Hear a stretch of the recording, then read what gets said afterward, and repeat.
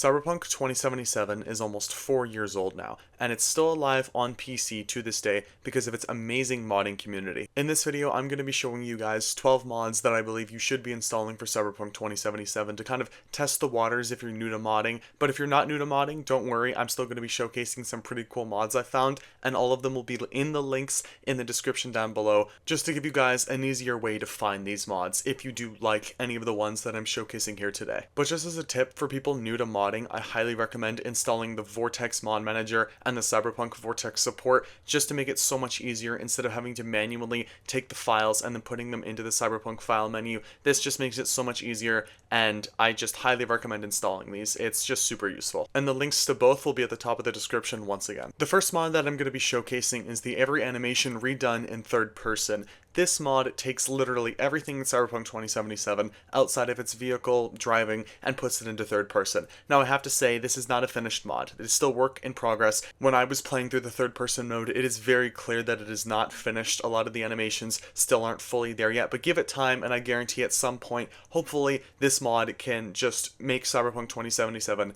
completely playable in the third person mode, which is something that I know some players might want and be asking for. The next mod we're taking a look at is called Night City Interactions, which basically just adds more solo drinking spots and partner drinking spots at all of these locations listed on screen right now in Watson, Westbrook, and Haywood. Just some areas for you characters and for kind of a more immersive experience if you do want to have more time with the characters you romanced, whether it's River, Panam, Carrie, or Judy, right? You want to spend some more time. I'm pretty sure there's a little bit of dialogue you can have and it's just kind of like normal conversation, but something kind of there instead of, what CDPR never did was, letting us take our characters or romances out on dates. Now the third mod we're going to be taking a look at today, and you can kind of count fourth because it's two different downloads, is the Modular Military Mask and Military Combat Armor from Archive XL.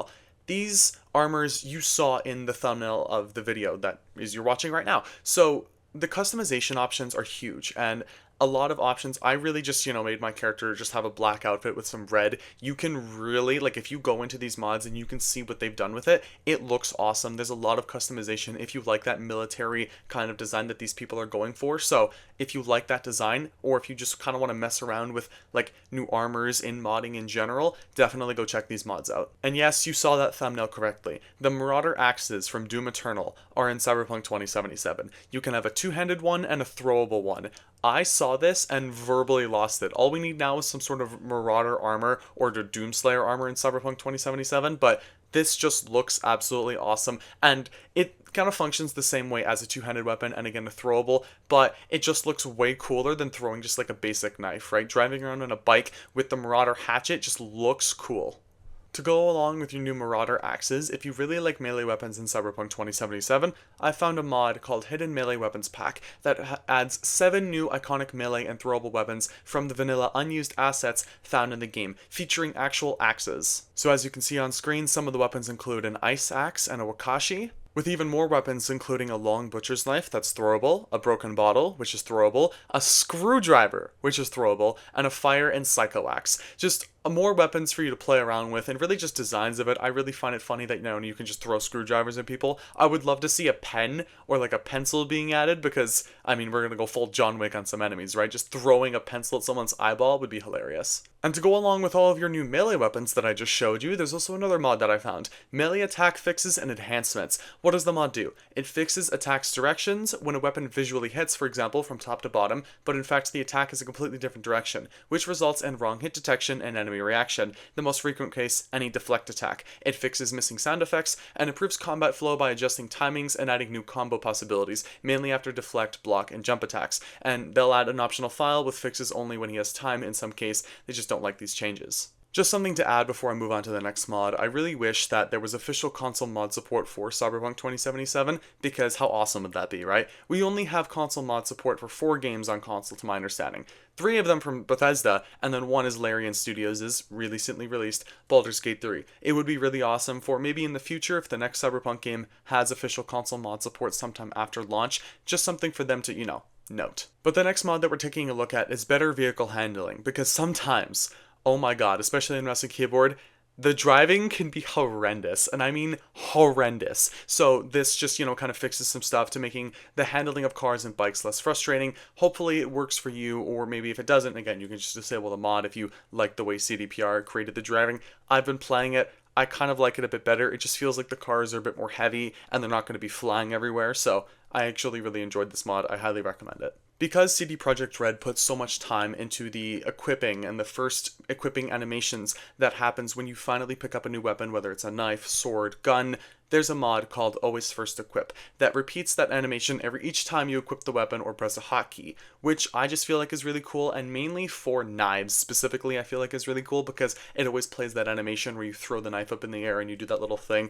or with a sword when you unsheath it right before you're about to kick someone's ass. I just really think it's cool. Go check out this mod. The second I started modding Cyberpunk 2077, the first thing I went into was how to enhance its graphics, because yes, Cyberpunk 2077 does already look beautiful, but just to add onto it using modders and using just other resources makes it look even better. This HDR graphics reshade really makes the game look so much better at night, specifically in the city. So if you want to get those good photo mode shots or whatever, I highly recommend installing this mod. It looks gorgeous with all of the lighting in the city at night specifically. The next one we're looking at is called Immersive First Person, which just improves the body presence and free look. You do have to actually assign a hotkey when doing this, so you can switch back and forth to the CDPR version of First Person and this. So the mod adds overall improvements to the first person view, where the torso is now clearly visible, allowing you to enjoy your new outfits. The camera is unobstructive and only applied when you aim down, and free look. You can rotate the camera without moving the body, where you can hold an assigned shortcut, they use B to look around, and the camera works nicely with zooming, scanning interactions.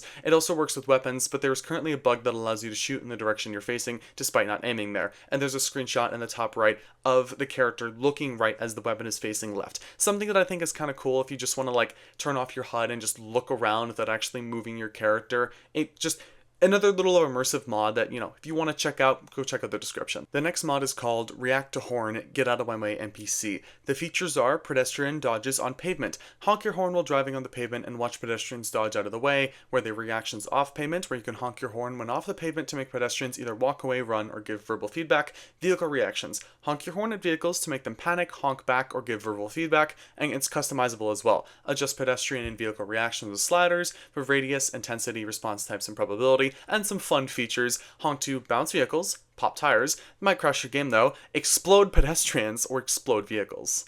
I definitely say that last one is really just a mess around if you want to stress the limits of your PC to see how many cars you can blow up or how many NPCs you can blow up without crashing your game, or pop tires, just test it out. Just don't break anything in your PC because that would really suck. The last mod is the Power Sword, inspired by Warhammer 40k. Now you can electrocute your foes in the name of the Emperor, which I think is pretty cool.